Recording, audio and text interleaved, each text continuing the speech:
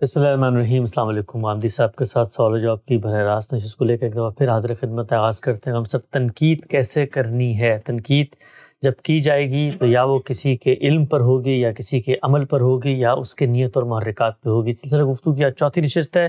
موضوع کو آگے بڑھاتے ہوئے ہم سب پوچھنا چاہتا ہوں آپ سے، آپ نے بتایا علم پر تنقید کے معیارات اور آداب کیا ہیں، اخلاقی تقاضے کیا ہیں اور خود علمی تقاضے کیا ہیں جب آپ کسی صاحب علم کی رائے پر تنقید کرنا چاہتے ہیں۔ بڑی تفصیل سے ہم سب ایک ایک پہلو پر ہم نے گفتگو کی۔ یہ بتائیے کہ عمل پر تنقید کیسے ہوگی؟ یہ بات واضح کر دوں کہ جب ہم علم پر تنقید کہتے ہیں تو یہ اصل میں کسی بھی شخص کی آراء پر تنقید ہے۔ وہ عالم پر ہوگی تو اس کی علمی آراء پر ہوگی، سیاستدان پر ہوگی تو اس کی سیاسی آراء پر ہوگی، کوئی دانشور کوئی نقطہ نظر قائم کرتا ہے تو اس پر بھی کی جائے گی۔ دوسرے لفظوں میں کہیے تو یہ قول پر تنقید ہے۔ میں نے ایک بات کہی ہے، میں جس علم سے تعلق رکھتا ہوں اسی کے بارے میں کہوں گا۔ سائنسدان اپنے علم کی کوئی بات بیان کرے گا، سیاسی لوگ اپنے دائرے میں کوئی بات کہیں گے، تو جس کا جو دائرہ ہے، جس کا جو شعبہ ہے، جو جس علم سے تعلق رکھتا ہے، جس ہنر سے تعلق رکھتا ہے، زندگی کے جس معاملے پر بھی کوئی رائے دیتا ہے، اس پر تنقید کی ضرورت پڑ سکتی ہے۔ یہ صرف علماء کے ساتھ خاص نہیں ہے، جہاں بھی آپ کو تنقید کرنی ہے اس کے لیے وہی داب ہے، وہی تقاضے ہیں، انہی چیزوں کو ملحوظ رکھنا پڑے گا جو ہم پچھلی نشستوں میں تفصیل سے بیان کر چکے۔ عمل پر تنقید کے بارے میں پہلا سوال یہ پیدا ہوتا ہے کہ وہ عمل اپنی نوعیت کے لحاظ سے کیسا ہے؟ کیا فی الواقع عمل کے طور پر وہ ہمارے لیے متحقق ہے؟ یعنی دنیا میں جب کوئی عمل ہوتا ہے یا کوئی کام ہوتا ہے، وہ ایک واقعے کی صورت اختیار کر لیتا ہے، فرد سے سرزد ہو، قوم سے سرزد ہو، کسی بڑے لیڈر سے ہو، رہنما سے ہو، علم سے ہو، محقق سے ہو، جب وہ عمل کی صورت اختیار کرے گا تو ایک واقعہ بن جاتا ہے۔ وہ واقعہ کیا دنیا کو اجماع اور تواتر سے منتقل ہوا ہے، اس کے متحقق ہونے میں کوئی شبہ نہیں ہے، وہ ایک ایسی حقیقت ہے جس کو ہر شخص مانتا ہے، تاریخی واقعہ ہے تو اسی حیثیت سے ہے، اور اس زمانے کا جو ہمارے سامنے دنیا ہے اس کا واقعہ ہے تو اس کی نوعیت بھی یہی ہے۔ اگر آپ غور کریں تو اس طرح کے جتنے واقعات بھی موضوع بحث بن جاتے ہیں ان میں سب سے پہلے یہی چیز متعین کرنے کی ہوتی ہے، یعنی واقعہ کیا کسی فرد نے بیان کیا ہے، کسی اخبار نویس سے ہم نے سنا ہے، کہیں کوئی خبر لگی ہے، یا وہ واقعہ ایک عالمی واقعہ بن گیا ہے، وہ تاریخ کی مسلمہ حقیقت بن گیا ہے اور ناقابل انکار واقعہ ہے۔ ہم جب دین کے ماخذ پر گفتگو کرتے ہیں تو وہاں بھی اسی چیز کو واضح کرتے ہیں کہ وہ کون سی چیز ہے جو اجماع اور تواتر سے منتقل ہوئی ہے، یعنی سب لوگ وہی بات بیان کر رہے ہیں۔ اب مثال کے طور پر دیکھیے کہ یہ بات کہ سیدنا عثمان کے خلاف بغاوت ہو گئی تھی، بعض لوگ باہر کے علاقوں سے آئے اور انہوں نے آ کے مدینے پر قبضہ کر لیا اور نوبت یہاں تک پہنچی کہ وہ شہید کر دیے گئے۔ اتنا واقعہ مسلمہ ہے، اس میں کوئی اختلاف نہیں ہے، اس کو سب لوگ جانتے ہیں، اس واقعے کے لیے کسی تحقیق کی ضرورت نہیں ہے، یہ تاریخ کی ہر کتاب میں لکھا ہوا ہے، یہ ہر شخص کی زبان پر ہے، یہ مسلمانوں میں اسی طریقے سے منتقل ہوا ہے، اس کو باقی لوگ بھی اسی طریقے سے بیان کرتے ہیں۔ اس واقعے میں کچھ لوگ زیر بحث ہیں، وہ آئے ہیں، انہوں نے آ کے مدینے پر قبضہ کر لیا ہے، انہوں نے اس طرح کا غلبہ پا لیا کہ سب لوگ بالکل بے بس ہو کے رہ گئے، یہاں تک کہ سیدنا عثمان کو شہید کر دیا۔ یہ بات کہ معاویہ رضی اللہ عنہ نے سیدنا علی کی خلافت کو نہیں مانا، یہ اب ایک واقعہ ہے نا، یہ عمل ہے، انہوں نے ایک عمل کیا، انکار کر دیا، یہ بات تو ان کا کوئی حامی ہو مخالف سب کہیں گے، ہر شخص کے یہاں مسلمہ ہے، یعنی یہ اتنا مانا ہوا واقعہ ہے کہ اس کے بعد نوبت یہاں تک پہنچ گئی کہ سیدنا علی کو ان پر حملہ کرنا پڑا۔ صفین میں سیدنا علی نے ان پر حملہ کیا تھا، یہاں تک نوبت پہنچ گئی۔ اس لیے یہ کوئی ایسی چیز نہیں جس میں اب بحث کی گنجائش ہو کہ انہوں نے سیدنا علی کی حکومت کو ماننے سے انکار کیا تھا یا نہیں انکار کیا۔ ایک مانی ہوئی بات، یعنی اس میں کوئی دو رائے نہیں ہے۔ اسی طرح جنگ صفین کا خاتمہ تحکیم پر ہوا تھا، یعنی اس میں خود سیدنا علی یہ مان گئے تھے کہ اب کچھ ثالث بیٹھ کر فیصلہ کریں کہ کیا میں نے صحیح طریقے سے حکومت سنبھالی تھی یا نہیں سنبھالی تھی۔ یہ بھی ایک واقعہ ہے، اس کو بھی سب بیان کرتے ہیں۔ تحکیم میں کیا ہوا وہ الگ بات ہے، تفصیلات کیا ہیں، بعد میں کیا نتائج نکلے اس میں بھی بہت سی داستانیں اور بہت سی کہانیاں سنائی جا سکتی ہیں، لیکن یہ ایک مانی ہوئی چیز ہے کہ تحکیم ہوئی تھی اور اس میں دو لوگ مقرر کیے گئے تھے، وہ مل کر اس معاملے میں اپنی رائے دیں اور اس پر دونوں فریق راضی ہو گئے تھے۔ اس کے بعد سیدنا حسن معاویہ رضی اللہ عنہ کے حق میں دستبردار ہو گئے اور اس طرح صحابہ کرام میں اتفاق پیدا ہو گیا اور اس سال کو عام الجماع قرار دے دیا گیا۔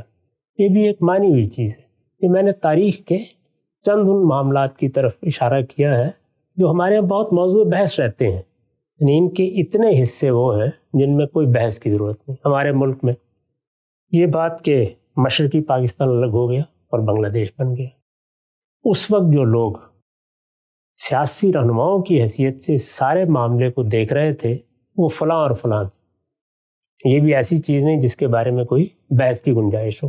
اس میں کون کتنا ذمہ دار تھا یہ تفصیلات ہیں، لیکن یہ بات سب مانتے۔ قائد اعظم محمد علی جناح نے یہ بات مان لی تھی کہ اب کیبنٹ مشن پلان کے مطابق ہی فیصلہ کر دیا جائے، لیکن پھر کیا ہوا، وہ معاملہ ختم ہو گیا، یہاں تک کہ پاکستان بن گیا۔ یہ بات بھی مانی ہوئی بات، یعنی ہر شخص اس بات سے واقف ہے، جس نے بھی ہماری تاریخ کو پڑھا ہے وہ اس سے واقف ہے، گویا مسلمات میں سے۔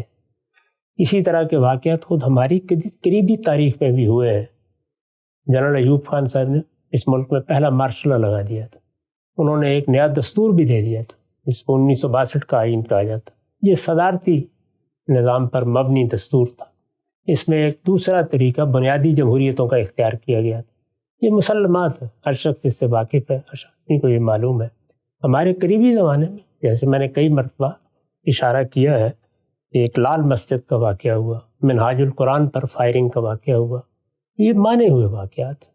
اس طرح کے جتنے معاملات ہیں وہ کسی بھی شخص کے بارے میں، کسی لیڈر رہنما کے بارے میں، کسی عالم کے بارے میں، کسی بڑی مقدس ہستی کے بارے میں عام شائع و ذائع ہوتے ہیں۔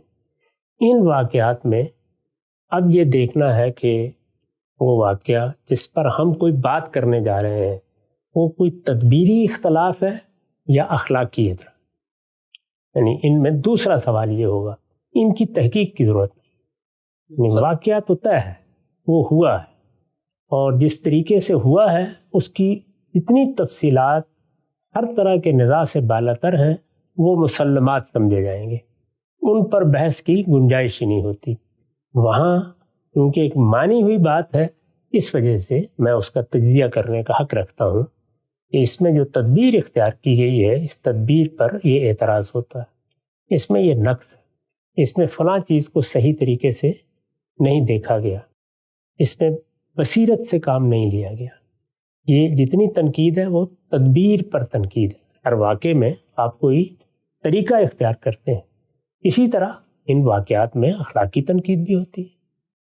میں یہ کہوں گا کہ فلاں واقعے میں جو اقدام کیا گیا ہے اس پر یہ اخلاقی اعتراض ہوتا ہے، یہ دینی لحاظ سے صحیح نہیں ہے۔ یہ جتنی تنقید مسلمات پر ہوتی ہے، عمل کے مسلمات، یعنی کسی شخص کا وہ عمل، کسی لیڈر اور رہنما کا وہ عمل، یا کسی قوم کا وہ عمل جس کے بارے میں یہ بحث نہیں ہے کہ یہ عمل ہوا ہے یا نہیں ہوا، اس پر دونوں پہلوؤں سے ہر شخص کو تنقید کا حق حاصل ہے۔ وہ جس پہلو سے اس کا تجزیہ کرنا چاہے تجزیہ کرے۔ یہ تجزیہ تو علم کو آگے بڑھانے کا ذریعہ بنتا ہے، اس سے تاریخ کا شعور پیدا ہوتا ہے، اس سے واقعات کی تنقید ہوتی ہے۔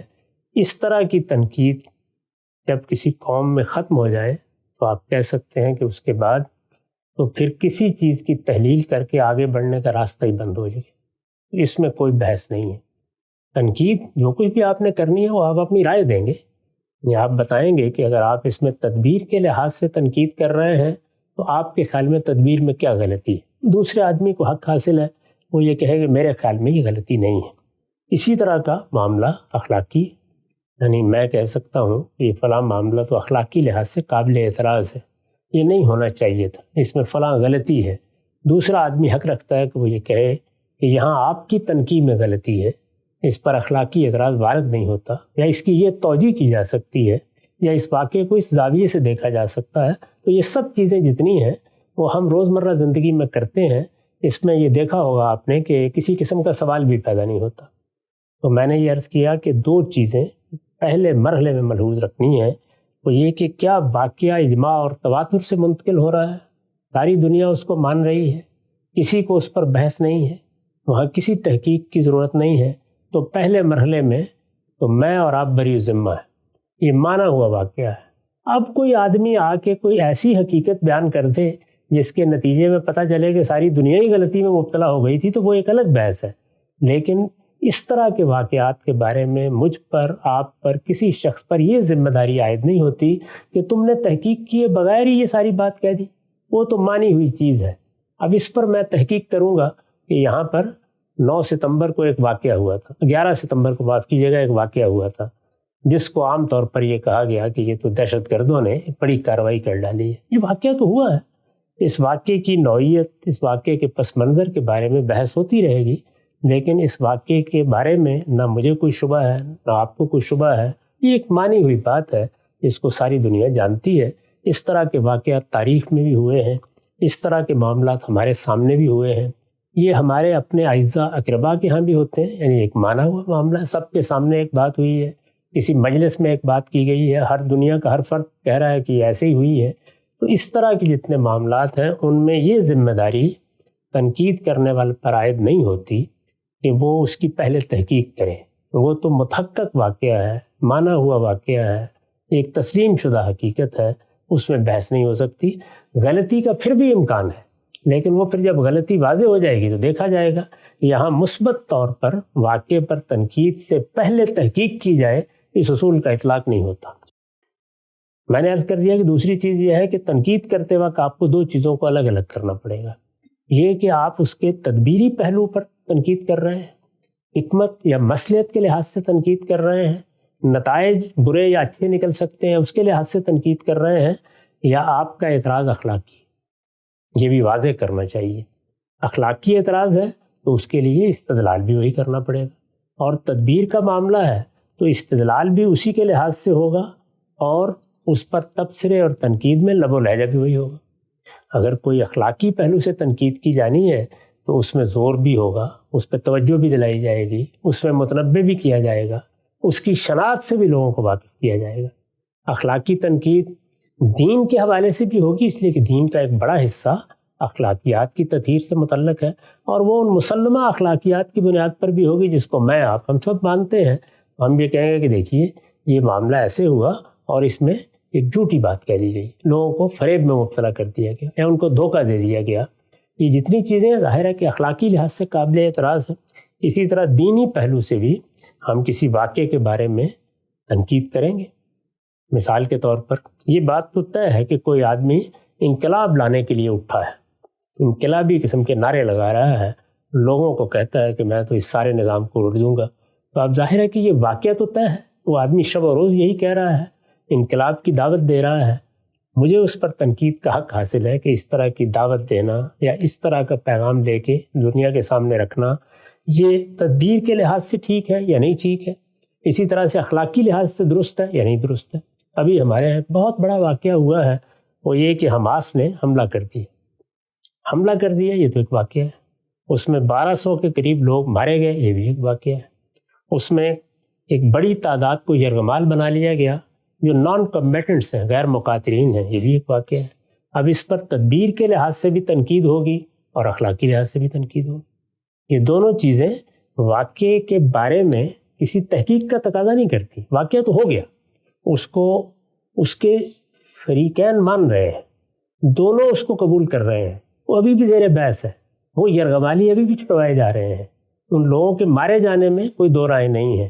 اس پہ بحث کرتے ہوئے ایک آدمی یہ کہتا ہے کہ اس طرح سے بے گناہ لوگوں کو مار دینا، ہاں وہ آپ کے دشمن لوگ ہی کیوں نہ ہوں، یہ ناجائز ہے، اخلاقی لحاظ سے سخت قابل اعتراض ہے اسی طرح نہتے لوگوں کو، بے گناہ لوگوں کو، ان لوگوں کو جو نان کمبیٹنٹس ہیں، غیر مقاتلین ہیں، پکڑ لینا یا یرغمال بنا لینا اپنے مقاصد کے لیے، یہ بالکل ناجائز ہے۔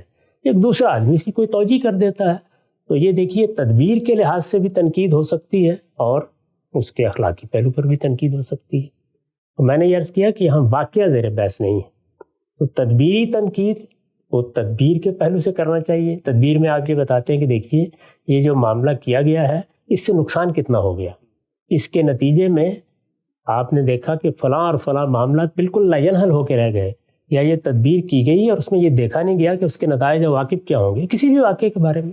اور اسی طرح اخلاقی پہلو سے بھی، جیسے میں نے عرض کیا کہ ہمارے دین میں مثال کے طور پر یہ بات طے ہے کہ کسی نان کمبیٹنٹ کے پر کوئی حملہ نہیں کیا جا سکتا، اس کے خلاف کوئی اقدام نہیں کیا جا سکتا، وہ بالکل ناجائز ہے، یہاں تک کہ اگر وہ میدان جنگ میں سامنے آ جائے اور وہاں آ کے ہتھیار پھینک دے تو اس وقت بھی اس کو مارا نہیں جا سکتا۔ یہ اب طے شدہ بات ہے نا، تو اس طے شدہ بات کو سامنے رکھ کر میں اس پر اخلاقی تنقید کرنے کا حق رکھتا ہوں۔ میں نے یہ عرض کیا کہ عمل پر تنقید کا یہ مطلب ہوتا ہے، واقعہ متحقق ہونا چاہیے اور آپ کو دونوں چیزوں کو الگ کر کے بتانا چاہیے کہ آپ تدبیر پر تنقید کر رہے ہیں یا آپ اس واقعے کے اخلاقی پہلو کو ہدف تنقید بنا رہے ہیں۔ اخلاقی پہلو پر تنقید کرنی ہے تو میں نے ابھی بتایا کہ اس طرح ہوگی، اور اگر آپ تدبیر پر تنقید کر رہے ہیں تو وہاں یہ ہے کہ کوئی چیز کی گئی ہے تو اس کے نتائج کیا ہوں گے، عواقب کیا ہوں گے، خود تدبیر اختیار کرنے والے کو کیا کچھ بھگتنا پڑ جائے گا۔ تو یہ سب چیزیں بڑے سے بڑے شخص کے بارے میں کہی جا سکتی ہیں، بڑی سے بڑے کسی واقعے کے بارے میں کہی جا سکتی ہیں، اس میں کسی کو کوئی استثناء حاصل نہیں ہے۔ اس طرح کے معاملات میں کوئی عذر پیش کرنے کی ضرورت بھی نہیں ہوتی۔ واقعہ متحقق ہے، میری ایک رائے ہے، میں اس پر تنقید کر رہا ہوں، آپ کی ایک رائے ہے، آپ اس کا جواب دے رہے ہیں، دونوں کو اپنی اپنی بات کہنے کا حق حاصل ہے۔ اس طرح کی تنقید کو کھلے دل کے ساتھ سننا چاہیے، اس طرح کی تنقید کے مواقع ہمیشہ رہنے چاہیے، اس طرح کی تنقید ہی اصلاح کا ذریعہ بنتی ہے، یہاں کوئی دوسری بحث کی گنجائش نہیں۔ ایک ضمنی سوال ہم سب، جو آپ نے فرمایا کہ واقعہ متحقق ہو تو تاریخی مسلمات کے بارے میں یونیورسل اسٹیبلش فیکٹس ہیں، بھائی اکبر بادشاہ تھا، یہاں پر یہ ہوا یا کربلا کا واقعہ ہوا، لیکن کچھ واقعات اس نوعیت کے مثلاً میرے لحاظ سے یہ ہو سکتا ہے یہ واقعہ اسٹیبلش ہے کہ بھئی فلاں آدمی کے لندن میں فلیٹس ہیں یا فلاں آدمی کے نیو یارک کے اندر پراپرٹیز ہیں، تو اب یہ بھی ایک اسٹیبلش واقعہ ہے جس کو میں مان کر، کیونکہ وہ شخص وہاں پہ رہ رہا ہے، روز نظر آ رہا ہے، اتر رہا ہے، چڑھ رہا ہے، تو اس کو میں مان کر گفتگو کروں گا اخلاقی اور تدبیر کے لحاظ سے، یہ بھی واقعات میں آئے گا سب کچھ؟ نہیں، یہ تو آپ نے پہلے جملے میں خاتمہ کر دیا میرے لحاظ سے، یعنی جو مسلمہ واقعات ہوتے ہیں وہ آپ کے لحاظ سے یا میرے لحاظ سے نہیں ہوتے، وہ تو عالمی سطح پر مانے جاتے ہیں، یعنی وہ متحقق چیزیں ہوتی ہیں۔ میں کسی جگہ رہ رہا ہوں، ہو سکتا ہے میں کرائے گھر میں رہ رہا ہوں، ہو سکتا ہے میں مہمان گیا ہوا ہوں، تو یہ کوئی دلیل نہیں ہے، یعنی وہ مانی ہوئی بات ہونی چاہیے، اس کے بارے میں بحث کی گنجائش نہیں ہے۔ بحث کی گنجائش نہیں ہے تو اب واقعہ ہو گیا، واقعہ ہے، اب آپ اس پر تنقید کرتے ہیں، تو تنقید کا پہلے متعین طور پر بتائیے کہ کیا پہلو ہے جو آپ کے خیال میں تنقید کا باعث بن رہا ہے، اخلاقی ہے، تدبیر اخلاقی ہے یا تدبیری ہے؟ تو تدبیری تنقید تو کسی بھی چیز پر کی جا سکتی ہے، اور کوئی بھی آدمی کہہ سکتا ہے کہ میرے خیال میں اس سے یہ فائدہ ہوگا، یہ نقصان ہوگا، وہاں تو یہی چیزیں زیر بحث ہوتی ہیں۔ تدبیری تنقید ہمیشہ سود و زیاں کے پہلو سے ہوتی ہے، یہ کام کرنا فائدے کا باعث ہے، اچھا نتیجہ نکالے گا، اس میں نقصان تو نہیں پہنچے گا، یہ پہلو ہوتے ہیں اس میں، تو یہ سود و زیاں ہی وہاں زیر بحث ہوتا ہے۔ لیکن اخلاقی تنقید میں ظاہر ہے کہ یہ بتایا جاتا ہے کہ یہ چیز تو غلطی ہے، غلطی سے آگے بڑھ کے یہ گناہ ہے، اس سے آگے بڑھ کے یہ کبیرہ گناہ ہے، اس سے بھی آگے بڑھ کے یہ جرم ہے، تو یہ ساری چیزیں وہاں زیر بحث آ جاتی ہیں۔ مثلا کسی بے گناہ کو مار دینا، آپ کو معلوم ہے کہ رسالت مآب صلی اللہ علیہ وسلم نے اپنے ایک جلیل القدر صحابی کے ساتھ جو مکالمہ کیا ہے، عین میدان جنگ میں انہوں نے ایک آدمی نے ہتھیار پھینک دی، مار دیا اس کو، تم اس کے دل میں اتر گئے تھے، تم ہوتے کون ہو یہ کام کرنے والے؟ تو یہاں پر زیر بحث بڑے گناہ آ جاتے ہیں۔ اس میں ہمارے ہاں بعض اوقات لوگوں کو شعور نہیں ہوتا اس کا، وہ ایسی چیزوں کو تدبیر کے خانے میں ڈال دیتے ہیں، تو تدبیر پر تدبیر کے لحاظ سے گفتگو ہوگی اور اخلاقی چیزوں پر اخلاقی نقطہ نظر سے گفتگو ہوگی۔ یہ بات واضح ہو گئی، اس میں کوئی چیز پوچھ لیجیے۔ اس کے بعد عمل کی وہ صورت آتی ہے جو اس طرح متحقق نہیں ہوتی، یعنی وہ ایک ایسا عمل ہے کہ جو مانا ہوا عمل نہیں ہے، اس میں بحث ہو سکتی ہے۔ اس عمل میں پھر ہم کو یہ طے کرنا پڑتا ہے، جو ابھی ہم نے طے کیا، کہ ہم اس کے تدبیری پہلو کو زیر بحث لانے والے ہیں یا اس کے اخلاقی پہلو کو زیر بحث آنے والے، لیکن دونوں چیزوں کے لیے ضروری ہے کہ پہلے اس کی تحقیق کا حق ادا کیا جائے۔ تدبیر کے معاملے میں تو زیادہ بڑی ذمہ داری نہیں ہوتی، اس لیے کہ اس میں نہ کوئی اتہام کا سوال ہے، نہ کسی کی برائی بیان کرنا ہے۔ آپ کو ایک بات معلوم ہوئی، میرے بارے میں معلوم ہوئی کہ میں نے فلاں تدبیر اختیار کی ہے، آپ کہتے ہیں مجھے بتایا گیا ہے کہ فلاں تدبیر اختیار کی ہے، انہوں نے، میرے خیال میں تو یہ ٹھیک نہیں۔ تو یہاں آپ نے اگر اس کے اوپر تبصرہ مجھ سے بات کیے بغیر کر دیا ہے، یہ کہہ کے کر دیا کہ میرے علم میں آیا، یہ کہہ کر دیا میں نے فلاں شخص سے سنا تھا، تب بھی کوئی فرق نہیں پڑتا، اس لیے کہ اس میں کوئی پرابلم نہیں ہے۔ اس میں تو آپ صرف یہ کہہ رہے ہیں کہ وہ ایسا کرتے تو ان کے حق میں بہتر ہوتا، یہ چیز ان کے لیے فائدے کا باعث ہوتی، اس سے اچھا نتیجہ نکلتا۔ تو تدبیر کے معاملے میں گفتگو کے لیے اس درجے کی کوئی ذمہ داری عائد نہیں ہوتی۔ یہی وجہ ہے کہ میں نے، کہ آپ کو یاد ہوگا کہ جب مسلمانوں کی تاریخ کے پہلے دور پر تفصیلی گفتگو کی ہے تو یہ عرض کیا تھا کہ ہم جب اس زمانے کے حالات پڑھتے ہیں، واقعات کو دیکھتے ہیں، تدابیر کو دیکھتے ہیں، اس میں کوئی ضرورت نہیں ہے اس بات کی کہ آپ رجال کی کتابیں اٹھا کے بیٹھ جائیں۔ تاریخ ہے، بیان ہوئی ہے، کوئی فرق نہیں پڑتا۔ ہو سکتا ہے کہ کوئی واقعہ ٹھیک بیان نہ ہوا ہو، لیکن اس پر تبصرہ کرنے میں بھی کوئی حرج نہیں ہے، اس کو آگے بیان کرنے میں بھی کوئی حرج نہیں ہے۔ اس طرح کی چیزیں اگر آپ بہت تحقیق سے گزاریں تو پھر تو گفتگو کرنا ہی ناممکن ہو جائے گا۔ تو تدابیر کے معاملے میں اگر آپ پوری طرح اس بات کو سمجھ رہے ہیں کہ تدبیر کیا ہوتی ہے، دیکھیے اس میں کسی لحاظ سے کوئی اخلاقی اعتراض نہیں ہوتا، وہ بات دونوں پہلوؤں سے جائز ہوتی ہے، یہ بھی کیا جا سکتا ہے، وہ بھی کیا جا سکتا ہے، یہ راستہ بھی اختیار کیا جا سکتا ہے، وہ راستہ بھی اختیار کیا جا سکتا ہے۔ جیسے میں نے ابھی مثال دی کہ سیدنا علی رضی اللہ عنہ نے حکومت سنبھال لی، حکومت سنبھالنا چاہیے تھا یا انتظار کرنا چاہیے تھا، یہ اب تدبیر کا مسئلہ ہے، اس میں کوئی اخلاقی سوال نہیں پیدا ہوتا۔ خود ان کے بیٹے حسن کے بارے میں یہ بیان کیا جاتا ہے کہ انہوں نے بعد میں یہ کہا کہ میں نے آپ کو مشورہ دیا تھا کہ آپ ایسا نہ کریں۔ تو یہ کیا ہے؟ یہ تدبیر کے معاملے میں ایک دوسری رائے ہے، کوئی بھی شخص دے سکتا ہے۔ اسی طریقے سے آپ سیدہ عائشہ کے بارے میں یہ کہہ سکتے ہیں کہ وہ اگر اس موقع کے اوپر واپس آ جاتی اور وہ جنگ و جدال کی نوبت نہ آتی تو زیادہ اچھا ہوتا، کہہ سکتے ہیں نا۔ اسی طرح کا معاملہ سیدنا حسین کے بارے میں ہو سکتا ہے۔ تدبیر پر آپ اعتراض کر رہے ہیں یا تدبیر سے اختلاف کر رہے ہیں، تدبیر پر اعتراض کا بھی کیا سوال، اختلاف ہی ہوتا ہے۔ یہ راستہ زیادہ بہتر تھا، یہ مفید تھا، اس سے اچھے نتائج نکل سکتے تھے، اس میں دیکھیے نقصان ہو گیا، دیکھیے اپنے آپ کو نقصان پہنچا بیٹھے۔ تو یہ چیز ہم نے بچے کے بارے میں کہتے ہیں، اعزہ کے بارے میں کہتے ہیں، اساتذہ کے بارے میں کہتے ہیں، سب کے بارے میں کہتے ہیں۔ ہم اپنے ممدوح و مختوم مولانا سید اللہ صاحب مودودی کی بعض تدابیر پر تبصرہ کرتے رہتے ہیں، اس کے بارے میں اپنے اختلاف کا اظہار کرتے رہتے ہیں۔ خود استاد امام مولانا امین حسن اصلاحی کی بعض تدابیر پر میں نے تنقیدیں کی ہیں، کرتے رہتے ہیں۔ تو یہ سب چیزیں بالکل جائز ہیں، ان میں کوئی معنی نہیں ہوتا، اس میں کسی کی شخصیت کو کوئی نقصان نہیں پہنچتا، کسی پر کوئی اتہام نہیں ہوتا، کسی کی اخلاقی حیثیت مجروح نہیں ہوتی۔ اس دنیا میں کوئی بھی انسان تدبیر کی غلطی کر سکتا ہے، تدبیر کی غلطی تو پیغمبروں کی نسبت سے بھی بیان کی جا سکتی ہے، اس میں کوئی بحث ہی نہیں ہے۔ یہ معلوم ہے کہ خود رسالت مآب صلی اللہ علیہ وسلم سے بدر کے موقع پر اس صحابی نے کہا ہے کہ یہ جو آپ نے پڑاؤ کی جگہ منتخب کی ہے یہ تدبیر ہے یا اللہ کا حکم ہے؟ تو آپ نے فرمایا تدبیر ہے، تو انہوں نے کہا پھر غلط ہے، یہ جگہ موضوع نہیں ہے، دوسری جگہ زیادہ مناسب ہے۔ تو یہ سب چیزیں خود اللہ کے پیغمبروں کے سامنے بھی ہوتی رہتی ہیں، بیان کی جاتی رہتی ہیں۔ لیکن اگر معاملہ اخلاقی ہے تو اب نوعیت بالکل تبدیل ہو، یعنی اخلاقی ہے تو پھر آپ کو ایک ایک چیز کی تنقیح کرنی ہے۔ پھر یہ کوئی بات نہیں کہ میں نے یہ چیز فلاں جگہ پڑھ لی ہے اور فلاں جگہ سن لی ہے اور فلاں نے مجھے بیان کیا ہے، پھر تو آپ کو دیکھنا ہے کہ یہ بات کیا شہادت کے اس معیار پر پوری اترتی ہے جس کی بنیاد پر عدالتوں میں فیصلے کیے جاتے ہیں۔ یعنی اگر ماضی کا کوئی قصہ ہے تو پھر آپ کو یہ دیکھنا ہوگا، ایسے ہی مواقع ہیں جن میں صحابہ کرام نے بعض اوقات یہ کہا ہے کہ سزا دیں گے، تم اس کے لیے گواہ پیش کرو۔ یہ آسان کام نہیں ہے۔ رسالت مآب صلی اللہ علیہ وسلم کی نسبت سے کوئی بات ہے، جیسے ہمارے ہاں لوگ بیان کرتے ہیں یہ میں نے فلاں جگہ پہ یہ روایت پڑھ لی ہے حضور کی ذاتی زندگی کے بارے میں، آپ کے کسی تردد کے بارے میں، وحی کی ابتدا کیسے ہوئی تھی اس واقعے پر ہم نے بھی تبصرہ کیا ہے۔ تو اس طرح کے جتنے معاملات ہیں ان میں قرآن مجید نے ہمیں یہ تعلیم دی ہے کہ اگر اس میں کسی شخص پر اخلاقی الزام لگ رہا ہے تو پھر اس کے مجموعی کردار کو دیکھ کر آپ کو یہ کہنا چاہیے کہ سبحانک ھذا بہتان عظیم، یعنی الزام لگانے والے کا منہ بند کر دینا چاہیے۔ یہ بات آگے بڑھنی ہی نہیں چاہیے کسی حال میں. پہلے مرحلے ہی میں آپ کو یہ کہنا چاہیے کہ میں یہ تصور بھی نہیں کر سکتا. اور یہی تعلیم دی قرآن نے کہ تم لوگوں نے یہ بات سنی. دیکھیے وہاں کرائم بیان ہو رہے ہیں, یعنی سیدہ عائشہ پیچھے رہ گئی ہیں, وہ آدمی بعد میں ان کو لایا ہے. اس کے بعد ایک خاص طرح کی بہتان طرازی کی فضا پیدا ہو گئی, حضور بھی آزردہ ہوئے. کیسی صورتحال مدینہ میں پیدا کر دی گئی. اللہ تعالیٰ نے اس پر تبصرہ کہاں سے شروع کیا؟ یہ کہا کہ تم نے یہ سنا, تم سیدہ کو نہیں جانتے تھے, اس کے گھرانے کو نہیں جانتے تھے.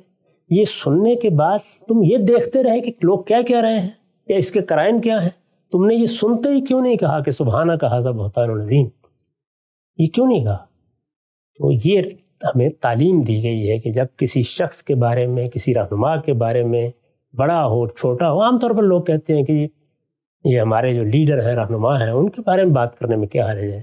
کہ دیکھیے یہ لیڈر ہیں, لیڈر کیا پیغمبر ہیں, ایک ایسا گرانا ہے جو ساری دنیا میں زیر بحث ہے, لیکن اللہ تعالیٰ نے اس کے اوپر بڑا سخت تبصرہ کیا. نہیں, یہ آپ نہیں کر سکتے. تو جب کوئی اخلاقی معاملہ ہے تو یا وہ آپ کا ذاتی مشاہدہ ہونا چاہیے, پھر کھڑے ہو کر کہیں کہ میں نے اپنے آنکھوں سے یہ معاملہ دیکھا ہے, میرے ذاتی طور پر یہ علم میں آیا ہے, میں اس کی گواہی دینے کے لیے کھڑا ہوں. پھر آپ گواہ ہیں سب سے پہلے. اس کے بھی پھر حدود شرائط ہیں کہ آپ اس کو کب بیان کر سکتے ہیں. لیکن اگر ایسا نہیں ہے کہ میں نے فلاں سے سنا تھا, فلاں نے جاتے جاتے کہا تھا, یہ تو اصل میں ایک سیاسی بیان تھا, یہ کیا چیز ہے؟ یہ تو آپ یوں سمجھ لیجئے کہ اگر میں ایسا کر رہا ہوں تو میری پستی کی انتہا ہے. اس کا کوئی تصور کسی مسلمان سے نہیں کیا جا سکتا. اس میں سب سے پہلے اس کو یہ دیکھنا چاہیے کہ اگر آدمی زندہ ہے تو اس طرح کی کوئی بات معلوم ہوئی ہے, یا تو یہ ہے کہ آپ نے اس کان سے سنی, اس سے نکال دی, آپ نے اس کو موضوع نہیں بنایا. دسیوں باتیں ہمارے علم میں آتی رہتی ہیں, لوگوں کے بارے میں آتی رہتی ہیں, علماء کے بارے میں آتی ہیں, رہنماؤں کے بارے میں آتی ہیں, دانشوروں کے بارے میں آتی ہیں. کوئی سنا دیتا ہے بات, آپ نے اس کان سے سنی, اس کان سے نکال دی. اگر آپ اس کو اہمیت دے رہے ہیں یا اس کو بیان کرنا چاہتے ہیں تو پھر پہلی چیز یہ ہے کہ آپ متعلق آدمی سے رابطہ کریں گے.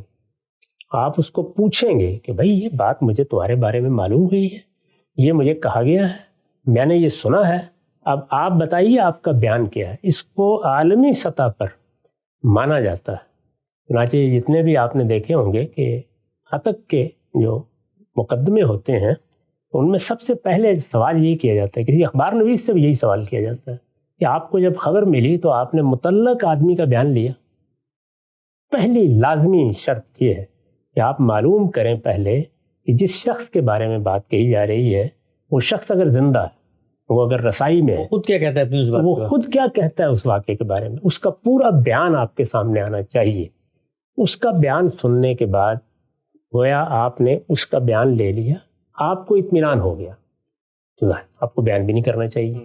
نہیں ہوا اور آپ بیان کرنا چاہتے ہیں تو اب آپ یہ کہیے کہ یہ واقعہ ان ذرائع سے میرے علم میں آیا تھا, میں نے اس کو متعلق آدمی سے تصدیق کرنا چاہیے تھی, ان کا جواب یہ ہے, اور بے کم و کاست وہ جواب بیان کیجیے جو اس آدمی نے دیا ہے.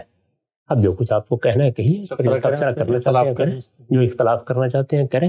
اور اگر ماضی کا کوئی واقعہ ہے تو پھر اس کی تحقیق آپ کو کرنی ہے ہر حال, اور وہ تحقیق انہی شرائط و حدود پر ہوگی جن پر عدالت کہتی ہے کہ مقدمہ ثابت ہوگا. اس میں بھی دیکھیے ایک بہت بڑا معاملہ ہے جو قرآن زیر بحث لے آیا ہے. یہ ایک شخص کو آپ نے اپنی آنکھوں سے دیکھ لیا وہ بدکاری کر رہا, وہاں بھی پابندی لگا دی گئی کہ یہ معاملہ ایسا ہے کہ اس میں آپ اپنے آنکھوں کے مشاہدے کو بیان نہیں کر سکتے جب تک کہ 3 اور لوگ آپ کے ساتھ وہی مشاہدہ بیان کرنے کے لیے کھڑے ہیں, ورنہ آپ کی پیٹھ پر 80 کوڑے مار دیے جائیں. یہ کیا چیز ہے؟ کیوں اتنی سختی برتی گئی ہے؟ اس لیے کہ اللہ تعالیٰ کے پیغمبر نے یہ اعلان کیا ہے اور حرم میں کھڑے ہو کے اعلان کیا ہے, آخری حج کے موقع پر اعلان کیا ہے کہ کسی بھی مسلمان کا مال, اس کی جان اور اس کی عزت یہ اس شہر کی طرح, شہر مکہ کی طرح حرمت رکھتی ہے. یہ جب آپ کسی شخص پر اخلاقی الزام لگاتے ہیں, وہ لیڈر ہے, وہ رہنما ہے, وہ پیغمبر ہے, وہ کوئی بھی ہے, وہ آپ کا ہمسایہ ہے, وہ عامی ہے, وہ عارف ہے, تو آپ در حقیقت اس کی عزت پر حملہ آور ہو گئے اور آپ نے اس کے قتل کا فیصلہ کر لیا. یہ اقدام قتل کی طرح کا جرم ہے. اس وجہ سے اب آپ تحقیق کے سارے ذرائع سے گزریں گے, ورنہ آپ نے ایک کبیرہ گناہ کا خود ارتکاب کر ڈالا ہے. اس نے تو جو کرنا تھا وہ کیا ہی ہے.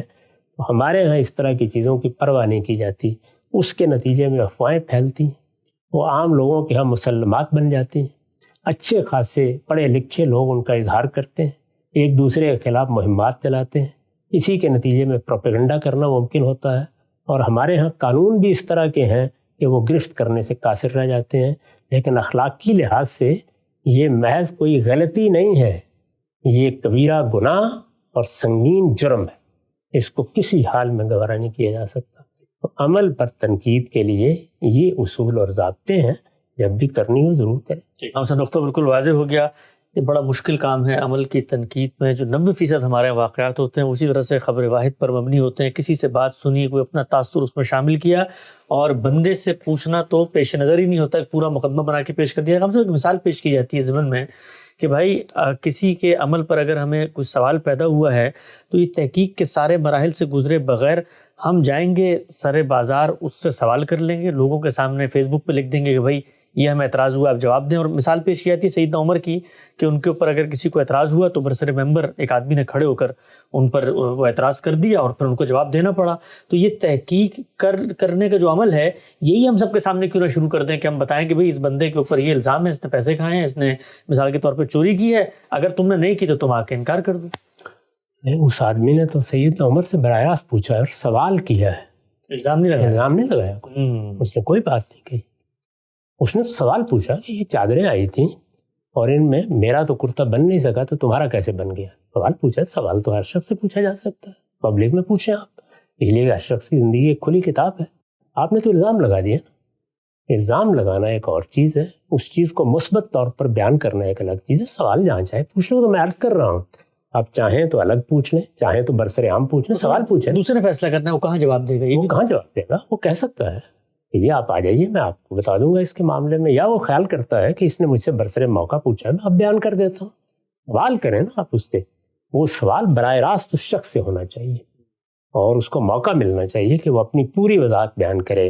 اور جب وہ وضاحت کر دے تو خواہ آپ اس سے مطمئن ہیں یا نہیں مطمئن ہیں, اب آپ کو نقل کرتے وقت اس کی وضاحت کو ہمیشہ ساتھ بیان کرنا ہے کہ یہ سوال پیدا ہوا ہے, یہ میرے سامنے ایک بات آئی, یہ میری معلومات میں آیا, اس کے جواب میں اس شخص کا موقف یہ ہے, میں اس پر مطمئن نہیں ہوا, اس وجہ سے مطمئن نہیں ہوا. کر کے دیکھیے, یہ بات ہی کرنا ممکن نہیں رہتی, اس کے بعد ممکن ہی نہیں ہوتا. تو یہ تو اصل میں ہمارے ہاں ایک خاص طرح کی لذت اندوزی ہے. ایسی چیزیں ہم بیان کرتے ہیں اور پھر اس کے بعد لوگوں کو یہ بتاتے ہیں کہ ہم تو احقاق حق کر رہے ہیں اور ہم نے تو اصل میں لوگوں کی اصلاح کا بیڑا اٹھایا ہوا ہے. یہ ساری چیزیں اپنے نفس کو دھوکہ دینے کے مترادف ہوتی ہیں. اگر آپ فلواق کے مخلص ہیں اور آپ حقیقت میں اصلاح چاہتے ہیں, یہ ممکن ہی نہیں کہ آپ اس سے مختلف کوئی طریقہ اختیار کریں, ممکن ہی نہیں. چنانچہ یہ واقعہ ہے, آپ دیکھ لیں کتنے لوگ ہیں جن کے بارے میں دسیوں باتیں میرے علم میں, سیاستدانوں کے بارے میں, علماء کے بارے میں اور بہت سے لوگوں کے بارے میں, کبھی اس کا کوئی تصور بھی نہیں کر سکتا کہ میں اپنی زبان سے ان کو نکالوں گا.